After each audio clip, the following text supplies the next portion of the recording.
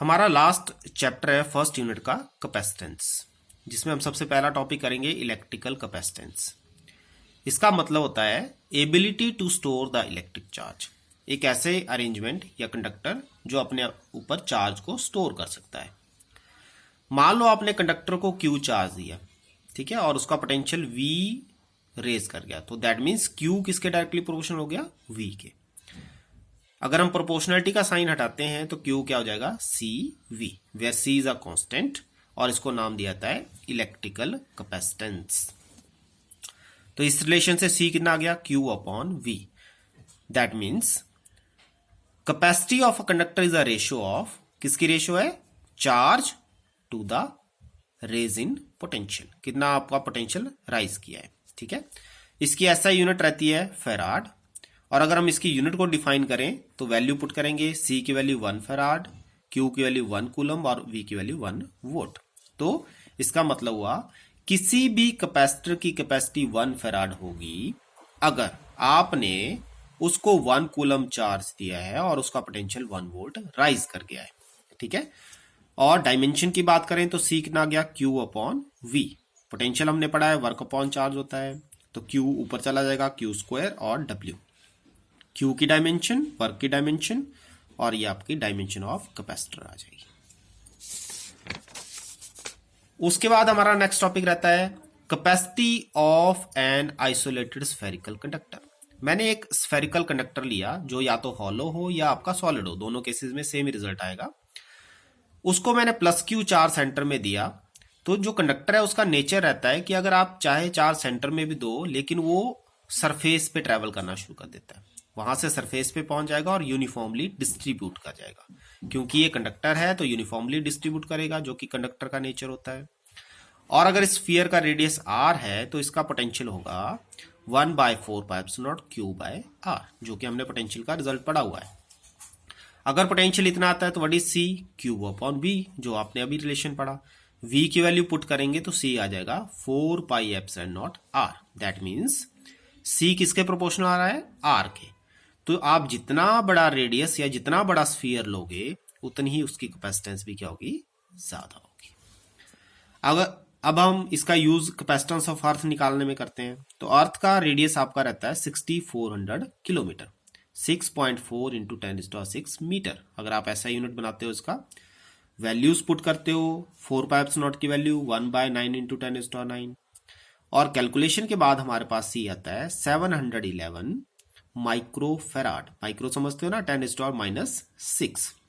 तो आप देख रहे हो कि इतनी बड़ी अर्थ के ऊपर भी 1 फेराड आपका चार्ज स्टोर नहीं हो पा रहा है, कैपेसिटी नहीं है उसकी कि इतना चार्ज आपका स्टोर कर पाए, ठीक है। तो दैट मीन्स हमें 1 फेराड कैपेसिटी शो करने के लिए बहुत बड़े स्फीयर की जरूरत होगी। एक न्यूमेरिकल आपके लिए है, diameter of a spherical conductor is 1 metre, what is its capacity, तो ये आपने कैलकुलेट करना है। उसके बाद हमारा नेक्स्ट टॉपिक आता है कैपेसिटर एंड इट्स प्रिंसिपल। तो कैपेसिटर मैंने आपको पहले भी बताया है, 2 कंडक्टर की अरेंजमेंट है जो इलेक्ट्रिक चार्ज स्टोर करती है, और हम उसको कह सकते हैं कि उसने इलेक्ट्रिक एनर्जी स्टोर की है, ठीक है।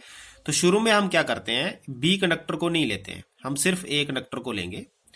ए कंडक्टर को लेंगे और उसके ऊपर क्या करेंगे, आप बहुत सारा चार्ज देने की कोशिश करेंगे, और ये ए कंडक्टर तब तक चार्ज लेता रहेगा जब तक कि इसका पोटेंशियल मैक्सिमम नहीं हो जाता। फिर जब मैक्सिमम होगा तो इसके बाद ये चार्ज लेना बंद कर देगा, चाहे आप बाहर से जितना मर्जी चार्ज दो। फिर उसके बाद हम क्या करते हैं, एक बी कंडक्टर जो कि अनचार्ज है, शुरू में इसके ऊपर कोई चार्ज नहीं है और बाहर से भी हम इसको कोई चार्ज नहीं दे रहे हैं, ये भी ध्यान में रखना है, ठीक है। एक अनचार्ज कंडक्टर हमने इसके पास लाया। अनचार्ज कंडक्टर जब इसके पास लाएंगे तो ड्यू टू इंडक्शन जो इसके नेगेटिव चार्जेस होंगे वो इसकी तरफ को आ जाएंगे, और जो इसके पॉजिटिव चार्जेस होंगे वो रिपेल हो जाएंगे, ठीक है। अनचार्ज कंडक्टर आप लोगों को पता है, अनचार्ज कंडक्टर का मतलब ये नहीं होता कि उसके ऊपर पॉजिटिव नेगेटिव चार्जेस नहीं होते, उसका मतलब होता है कि उसके ऊपर इक्वल पॉजिटिव और नेगेटिव चार्जेस रहते हैं। तो नेगेटिव चार्ज आपका इंडक्शन से सामने की तरफ आ जाएगा और पॉजिटिव चार्ज रिपल्शन की वजह से बैक साइड में चला जाएगा। अब ये कहता है कि जो नेगेटिव चार्ज है वो इसके पोटेंशियल को डिक्रीज करने की कोशिश करेगा, मतलब इसके पॉजिटिव चार्ज को डिक्रीज करने की कोशिश करेगा, न्यूट्रलाइज कर देगा ना, तो इससे इसका पोटेंशियल डिक्रीज कर जाएगा। वैसे ही पॉजिटिव चार्ज इसके पोटेंशियल को बढ़ाने की कोशिश करेगा क्योंकि पॉजिटिव ऐड हो जाएंगे इसमें। लेकिन नेगेटिव चार्ज इसके नजदीक है और पॉजिटिव चार्ज इससे दूर है, तो नेगेटिव चार्ज का इंपैक्ट आपका ज्यादा होगा। That means ultimately a conductor का पोटेंशियल रिड्यूस करेगा। ठीक है, अगर ए कंडक्टर का पोटेंशियल रिड्यूस करेगा तो दैट मीन्स आप इसको और पॉजिटिव चार्ज बाहर से दे सकते हो। ठीक है, तो और पॉजिटिव चार्ज मतलब इससे इसकी कैपेसिटी आपने बढ़ा दी। ये मतलब अल्टीमेटली हम ये कहेंगे कि इससे ए कंडक्टर की कैपेसिटी और बढ़ गई और उसको और पॉजिटिव चार्ज हम दे सकते हैं, मतलब और चार्ज ये स्टोर कर सकता है। फिर कहता है नेक्स्ट स्टेप में अगर मैं इसके जो बी कंडक्टर के राइट साइड को अर्थ कर देता हूं तो सारा का सारा पॉजिटिव चार्ज अर्थ हो जाएगा, इसके ऊपर कोई पॉजिटिव चार्ज नहीं बचेगा।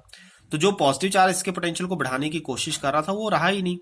तो अब आपका जो पोटेंशियल होगा ए का वो और ज्यादा डिक्रीज कर जाएगा क्योंकि सिर्फ नेगेटिव का इंपैक्ट रहेगा, तो और ज्यादा डिक्रीज करेगा। दैट मीन्स ये बहुत ज्यादा पॉजिटिव चार्ज अब ले सकता है और इसकी कैपेसिटी और ज्यादा बढ़ गई चार्ज को स्टोर करने की। ठीक है, तो जब ज्यादा कैपेसिटी बढ़ गई तो दैट मीन्स इसके ऊपर बहुत ज्यादा चार्ज स्टोर हो सकता है। तो इस अरेंजमेंट को, जो दो कंडक्टर आपने आमने सामने रखे हैं, इस अरेंजमेंट को नाम दिया जाता है कैपेसिटर। और हमने क्या कंक्लूड किया, the capacitance of an insulated conductor is increased considerably by bringing near it an uncharged conductor connected to earth. आप किसी भी इंसुलेटेड कंडक्टर की कैपेसिटी को बढ़ा सकते हो by bringing near it an uncharged conductor जिसका एक एंड आपने अर्थ किया हुआ है। ठीक है, और इंसुलेटेड कंडक्टर का मतलब होता है एक ऐसा कंडक्टर जिसको आपने बाहर से इंसुलेशन किया हुआ। जैसे घर में आपके वायर होती हैं तो आपने देखा होगा वायर के ऊपर प्लास्टिक कवरिंग रहती है ना, अंदर तो कंडक्टिंग वायर है लेकिन बाहर से आपने क्या किया, उसको प्लास्टिक कवरिंग दी हुई है। वो पर्पज जो मर्जी हो लेकिन उसको हम इंसुलेटेड कंडक्टर कहते हैं।